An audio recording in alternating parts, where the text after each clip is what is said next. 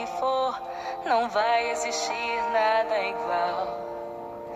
Deus foi tão perfeito quando criou um ser sublime tão especial. Não importa como ela é. Oi pessoal, tudo bem com vocês? Eu espero que sim. Para quem não me conhece, meu nome é Ronilda, do canal Ronilda Mãe Solteira, e aqui eu falo sobre abuso de crianças e de mulheres, falo sobre educação de filhos e coisas que estejam aí pela nossa querida plataforma. Você que está clicando pela primeira vez, se sentir vontade, se inscreva, venha fazer parte do canal, comenta, o seu comentário é muito importante para mim, que às vezes me dá ideia para fazer um novo vídeo, tá? Sintam-se em casa. Gente, o que eu vou falar com vocês hoje? Voltando ao caso Isa Reis.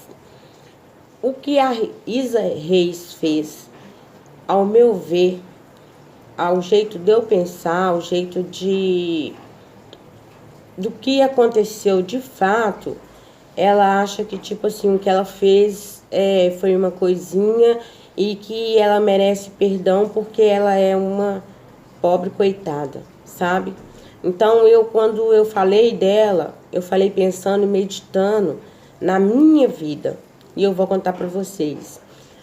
Quando o pai dos meus filhos começou a me trair, primeiro era com garotas de programa, depois ele começou a arrumar umas amigas conhecidas da gente. E foi assim, ele nunca estava só comigo, sabe? Ele sempre tinha um rabo de saia. E eu descobria, eu brigava, eu fazia um monte de coisa para ver se ele largava aquilo, se ele voltasse só olhar para mim, para os meus filhos, para nossa casa. Mas ele não conseguia ser fiel. Ele nunca conseguiu. Ele foi 8 anos. E mesmo assim ainda tenho dúvidas, né? Mas um fato que aconteceu que é bem parecido com o da Isa Reis. Eu adoeci uma época porque dentro de mim começou um questionamento, uma coisa assim, uma depressão muito funda, e eu comecei a sentir que eu estava machucando alguém, que eu estava fazendo alguma coisa muito errada, e eu não sabia o que era, sabe? Aí eu entrei em estado de pânico mesmo. Então eu ouvia vozes falando comigo que ia acabar com a minha vida, porque eu estava maltratando uma criança, que ia me achar onde eu tivesse, porque eu estava acabando com a vida de uma criança. Durante a noite eu não dormia, eu ouvia carros freando e pessoas, tipo assim, saindo de uma van e falando que ia acabar com a minha vida porque eu estava maltratando criança. Era moto, era a noite inteira, eu via carro derrapando na frente da minha casa. E isso tudo era sintomas da minha cabeça. Porque quando dava o dia, eu saía pela rua e tentava achar essas pessoas que estavam falando, me acusando de que eu estava maltratando uma criança, sabe? E eu não conseguia achar essas pessoas, porque eu já disse, o meu síndrome do pânico, ele é reverso. Ao invés de eu me esconder, eu vou atrás para me saber o que é que está acontecendo, sabe? E essas vozes me incomodavam muito. Eu achava assim que o vizinho do lado estava sabendo alguma coisa, e às vezes ele estava conversando uma coisa nada a ver com o que eu estava passando ali, coisa, e eu sentia que ele estava falando alguma coisa sobre essa criança que eu estava maltratando. Teve uma vez que a vizinha do lado direito, ela estava com 2 moças, acolheu 2 moças na casa delas, e eu sentia que essas moças falavam o tempo inteiro dessa criança que eu estava maltratando, sabe? Aí chegou um certo dia que eu já não estava aguentando mais viver com essa acusação de tanta gente falando comigo que eu estava maltratando uma criança. E eu perguntava para meus filhos se eles também ouviam, se eles estavam escutando. E eles diziam para mim, não, mãe, não, nós não estamos ouvindo. Mamãe, isso é coisa da cabeça da senhora. Ninguém está ouvindo nada além da senhora. A senhora não está maltratando ninguém. Nós somos os filhos da senhora. Que criança que a senhora tem contato a não ser conosco? Então, ali eu comecei a procurar médico, sabe? E fui no psicólogo e falei para ele as coisas que eu estava sentindo, que eu já não estava aguentando, eu não estava dormindo, eu não estava comendo, eu não arrumava minha casa, eu ficava o tempo todo deprimida mesmo e desorientada, porque eu queria saber quem era a criança que eu estava maltratando. Eu queria que as pessoas me falassem, porque, gente, eu amo muito criança, muito mesmo. E aí, quando o médico virou para mim e falou que ia me dar uns remédios e tal, e eu podia vir para casa. Eu cheguei em casa, eu não tinha ainda dinheiro para comprar o remédio, eu tinha que esperar o pai das crianças chegar para comprar esse remédio para mim. E eu acho que na segunda noite, que eu estava já medicada, eu tive uma crise muito forte, durante a madrugada. Eu acho que eu comecei a dormir, que eu pus um louvor, então eu me acalmei ali com o medicamento, comecei a dormir. Quando eu acordei como se eu tivesse detonado a vida dessa criança, sabe? Dentro de mim eu tinha certeza que eu tinha ceifado a vida dessa criança. E eu comecei a gritar. Mas eu gritei muito. Eu chorei tanto, eu gritei tanto que os vizinhos me ouviram gritar. E eu gritava que eu não tinha feito nada, que eu não tinha feito nada, que eu não tinha maltratado criança nenhuma, que eles me deixassem em paz, pelo amor de Deus. Porque eu não tinha maltratado criança. Então, o pai dos meus filhos viu que eu estava naquele desespero e que não ia ter calmaria, não ia ter calmaria. E ele viu que hoje eu vejo que ele viu que eu estava com pressentimento.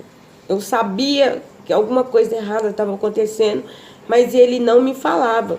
Quando ele viu eu em estado de desespero, de pânico mesmo, que eu estava disposta a qualquer coisa, a sair nua pela rua gritando, sabe?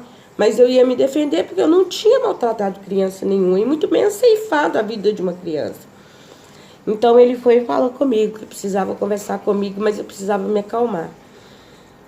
Aí eu fui me acalmando, e quando eu me silenciei, ele pegou e me falou que tinha mais ou menos uns 2 meses que ele tinha tido uma filha fora do casamento e que podia ser isso que estava me incomodando, porque eu sou muito de sentir as coisas que acontecem ao meu redor.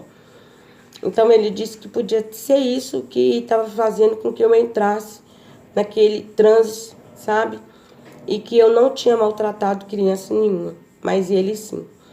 Ele estava com uma bebê de 2 meses e nem registrar essa criança ele não tinha registrado ainda. E ele sabia que a criança era filha dele. Então, gente, passado isso, eu consegui me recuperar, me separei dele. Ele foi morar com a mãe dessa criança. Ele ficou lá 6 meses com essa mulher. Ela não aguentou o tanto que aguentava, sabe? A primeira briga que ele foi pra cima dela, pra bater nela, ela deferiu um golpe nele. E ele pediu, pelo amor de Deus, para voltar para casa. E que eu estava com meus filhos entrando para a adolescência e que ia ser difícil para mim cuidar das crianças, né? Virando jovens. Ele falou que eu não ia ter garra, que eu não ia conseguir, que eu não ia... ele conseguiu embutir na minha cabeça que eu precisava que ele voltasse para me ajudar a continuar a criar meus filhos. Então eu aceitei. Ele voltou para casa. Meu filho mais velho estava com 16 anos. Esse menino gritou. Esse menino chorou. Ele ajoelhou nos meus pés e me pediu: não deixa, mamãe, ele voltar. Porque ele vai fazer de novo tudo que ele faz conosco. Não deixa ele voltar. Mas eu deixei ele voltar. Eu deixei ele voltar e ele voltou e chegou de mansinho, ficou 2 meses, mais ou menos, e depois começamos a passar por tudo que a gente passava de novo. Humilhação, xingamentos, tapas, polícia direto na porta de casa. E por que eu tô contando para vocês isso? Porque a Isa Reis, ela chega aqui e fala, tipo assim, que ela foi uma mulher apedrejada. Poderia ter sido, né? Que ela se comparou à prostituta. Mas ela disse que ela já pediu perdão, que ela sente perdoada. Gente, ela pode ter sido sim perdoada. Porque eu, no primeiro momento, depois que passou tudo, eu cheguei a perdoar o pai dos meus filhos de uma certa forma que eu cobrava ele, para ele ver a garota, para ele visitar a garota, para ele pagar a pensão para a garota, sabe? É uma menina que ele tem fora do casamento. E ele nunca quis ir ver a criança. Nunca voltou para saber como estava a filha dele, sabe? E eu pedia muito a Deus, eu peço ainda a Deus, né? Que cuida muito dessa criança, eu não a conheço. O mundo dá muita volta, né? Eu não sei, pode ser que alguma hora um dos meus filhos pode esbarrar com ela por aí, né? O meu filho mais novo tem 17 anos e ela tem 15, se eu não me engano. O mundo pode dar tantas voltas que se eles se esbarrarem, eles não souberem que são irmãos, pode vir a formar uma amizade, um namoro, alguma coisa, sabe? Eu peço a Deus que isso não aconteça. Mas essa traição do pai dos meus filhos e a traição da Isa, se não viesse à tona, se eu não tivesse tido esse momento do síndrome do pânico, se eu não tivesse me tornado uma pessoa inimputável, se eu não tivesse ficado dependente de tudo e de todos, né? Eu acho que ia ficar escondido para sempre se eu não tivesse ficado sabendo. Então a Isa, ela demorou, se eu não me engano, 7 anos. E ela não falou, nem contou o que ela fez, porque ela achou que ela tinha obrigação de fazer isso, que ela tinha obrigação de ser honesta, sabe? Então, tanto o pai dos meus filhos quanto a Isa, eles não sabem o tamanho do sofrimento que ela causou. Ela pode dizer que os filhos dela tá do lado dela, que tá sentindo que, né, vão para frente, bola para frente, bola para frente. Mas e se essa filha dela um dia vier a encontrar com um irmão e a ter um relacionamento com o irmão por não saber quem é o irmão? Sabe? Eles não sabem o pecado deles, não é só pecado. O que eles fizeram é crueldade, é maldade. E para isso, o coração da gente pode perdoar. Mas Deus também pode fazer com eles igual fez com Davi. E Davi teve consequências, sabe? Então, esse perdão da Isa, esse achar que ela pode voltar a ser a mesma folha de papel em branco e sem nenhuma rasura, né? Porque a vida dela foi um papel que ela pegou e amassou, que agora ela pode pegar o ferro de passar roupa e tentar tirar essas rachaduras que tá no papel e não vai ter mais volta. Não vai ter. Então não tem mais moralismo. Não tem mais como pregar esse uso e costume. Não tem mais como ela ser a fulana. Se ela quiser fazer alguma pregação, agora vai ter que ser só de arrependimento. E Deus vai cobrar. Sabe por quê? O final do pai dos meus filhos foi um final... Tem 3 anos que eu sou divorciada. Então, ele acabou se tornando... Tudo que aconteceu comigo começou a acontecer com ele em dobro. Ele entrou em depressão. Ele tentou ceifar a vida 2 vezes. Ele virou alcoólatra. Ele virou usuário, dependente, sabe? Químico. E quando ele chegou assim a adoecer muito, muito mesmo, ele tinha um sangramento no nariz que não parava, não passava, sabe?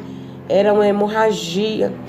E quando a gente levou ele no médico uma vez, o médico disse que se ele não parasse de beber e usar as coisas que ele estava usando, que ele ia morrer, que ele não ia passar muito tempo.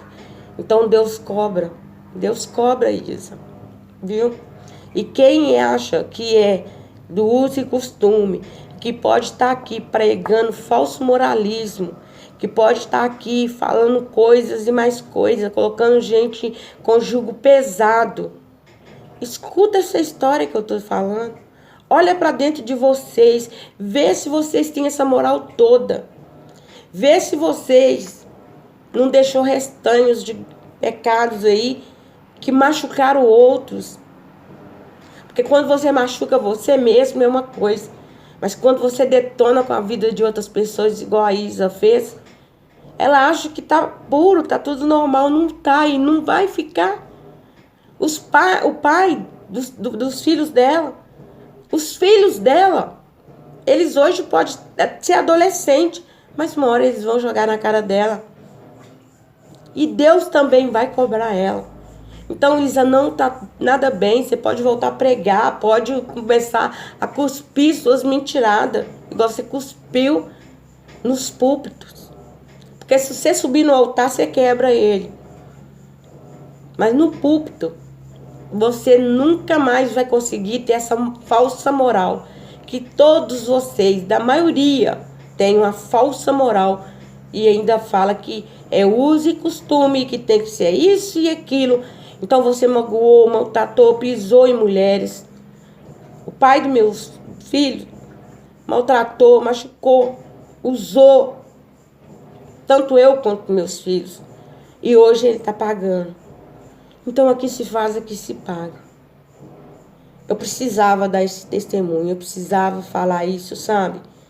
Porque essa criança, ela acha que tem um pai e é outro pai. E a criança aqui da minha história, ela nem tem pai. Por quê? Porque a única coisa que ele queria era curtir, usar outra mulher. Sabe? E quando veio essa semente, essa criança, ele pouco se lixou. E assim deve estar o pai do filho da Isa. Pouco se lixando para a criança. Porque não existe amor. Existiu atração física. Existiu traição. E Judas, acho que foi o que traiu Jesus assim mais fundo. E ele não aguentou, ele não continuou. Ele não foi para frente. Porque ele soube que a traição dele não tinha perdão. Então, Isa, você nunca mais é digna de subir num púlpito, tá? Senta no seu banquinho, pega seu banquinho e sai de mansinho. E faça igual muitas outras pessoas fazem. Arruma um serviço, vai trabalhar, vai viver do suor do seu rosto. Porque você viveu muito tempo do suor do rosto de outras pessoas, pregando mentira, falsidade e fingimento. E a mão do Senhor pesou sobre você de uma forma que eu não vejo saída. Não vejo saída. Não é questão de perdoar ou não perdoar. É questão que o que você fez é pecado. Um pecado que atingiu vários corações. E vai doer muito tempo ainda em muitas pessoas. Então, se você consegue sorrir e levar isso tudo numa boa, vou te falar, você não tem um pingo de moral. Você não tem um pingo de caráter. E você nem é humana. Porque eu, no seu lugar, eu saía da rede social e não queria que nunca mais ninguém falasse o meu nome. Eu queria ser esquecida. Porque o que você fez não dá para esquecer, tá? Gente, um beijo no coração de vocês, saúde, paz, até um próximo vídeo.